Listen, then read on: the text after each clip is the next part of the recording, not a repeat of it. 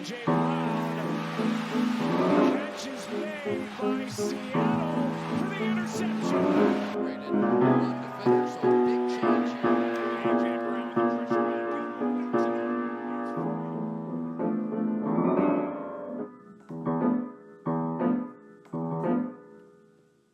Look, if you ignore everything else and just look at the end of the year stats, you might be able to convince yourself that the Eagles' offense was fine, but everyone who watched them this year could kind of tell something was up. Many people investigated these issues as the season went on, including myself, so I was kind of prepared for what I was getting myself into when I planned this video, but man, it was still a rough watch. And living here in Southeast Pennsylvania, I was around for quite a few trauma dumps about the Eagles. And so if there are any of you who frequently call into WIP or 97.5 The Fanatic, feel free to sound off in the comments and say your piece about Brian Johnson or Nick Sirianni, and I promise I will read them back to myself in a Delco accent for you. So without further ado, I will get into the video now. A complaint of every Eagles fan is that the offense under Brian Johnson lacked creativity, which is true, and I will get into that, but it also lacked basic details. One of the most maddening things to watch about this offense was the lack of hot answers, and what I mean by that is they simply do not have quick answers for Jalen Hurts when he is blitzed. If they're outnumbered up front, you may as well just chalk it up as a loss of downs for them. Take a play like this, for example. The Eagles are looking at 6 potential rushers here from Washington, and because they're releasing Gainwell into the flat, there are only 5 blockers. You have to be ready for the free rusher if he comes in a situation like this. So what do the Eagles have on? Shock. No hot routes, no side adjustments, just basic ass shock, which is a good concept against a ton of defenses, just not really against a blitz, especially when the tight end is running the stick at about 6 yards. So when that extra defender comes, Hurts just has to loft this thing in the general vicinity of a receiver to avoid a sack or a grounding penalty. And if you keep watching the tape, these plays happen over and over and over again until your eyes bleed. This is quite possibly the most egregious example. Can anyone at home tell me what the Giants are planning to do on this play? If you guessed sending the house, you'd be correct. So you might be stunned to find out that the Eagles do not have an adequate hot answer on this play. There are 6 blockers for 7 defenders, and saying these defenders have rush demeanor would be selling it short. They may as well have a big fat sign that says 0 blitz on it. All of which is why I was yelling at my monitor when I saw what the Eagles dialed up here, a 2x2 mirrored cram concept, which is just an in from the number 1 and a corner from the number 2. Naturally, this didn't develop quick enough, and Hurts had to bail from the pocket immediately. Something as simple as a now screen to A.J. Brown to pick up some quick yak, or a quick slant to the vacated space from the number 2 would have worked perfectly fine here, but that's just not a part of this offense.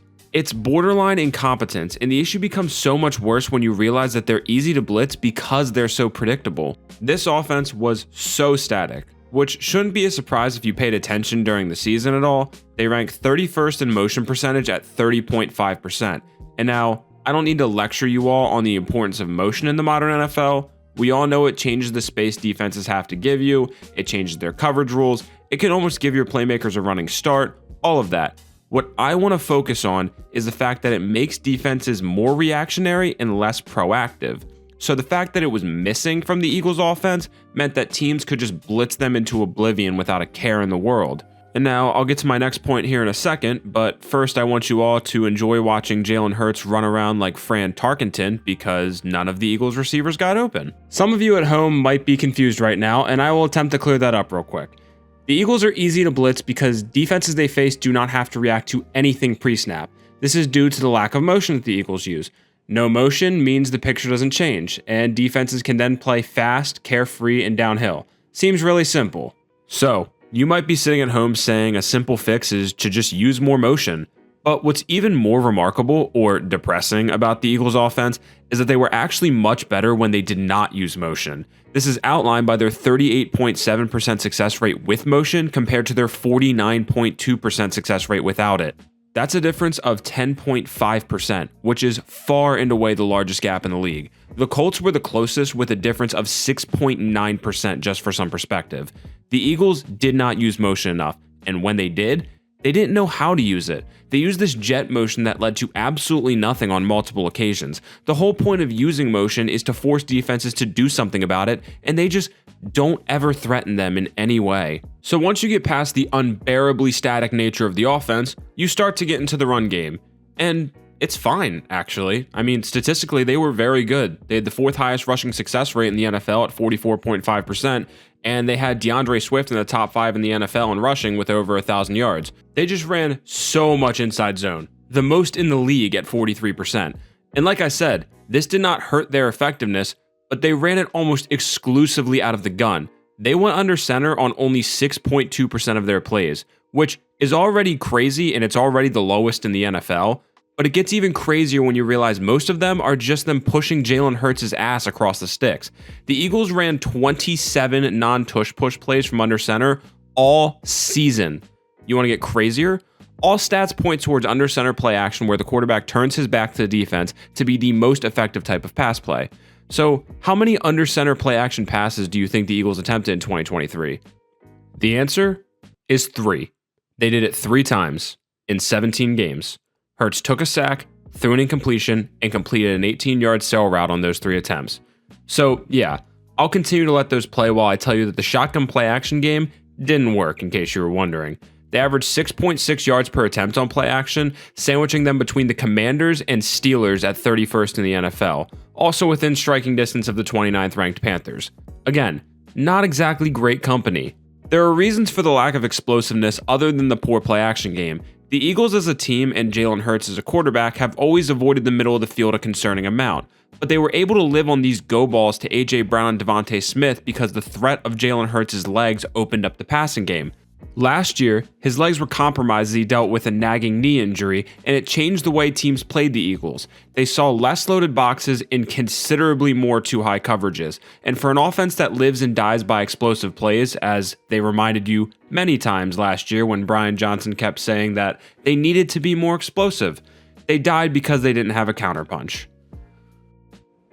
Now, there's one very important thing to note about the Eagles offense moving forward. It's new offensive coordinator Kellen Moore. Now, I don't think Moore's offense is the gold standard of the NFL today, but what it does have is competent and creative enough design. The Chargers rushing game fell flat on its face last year, but that was a group of players who had no cohesion up front and a black hole at center after Corey Linsley got hurt.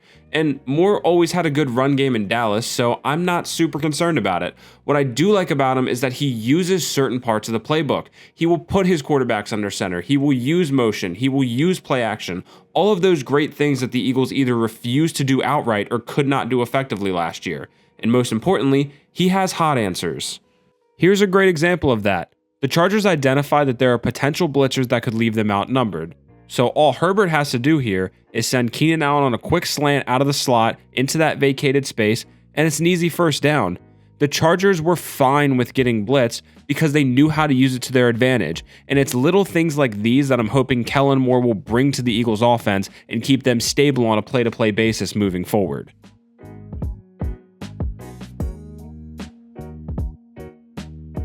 That's part 1 of the 2023 Eagles postmortem, and that's only one side of the ball. The other issue exists on the defensive side, and I'll be making a video about that as well, and not to spoil it, but the defensive issues can be much better explained by a lack of talent than the offensive issues can.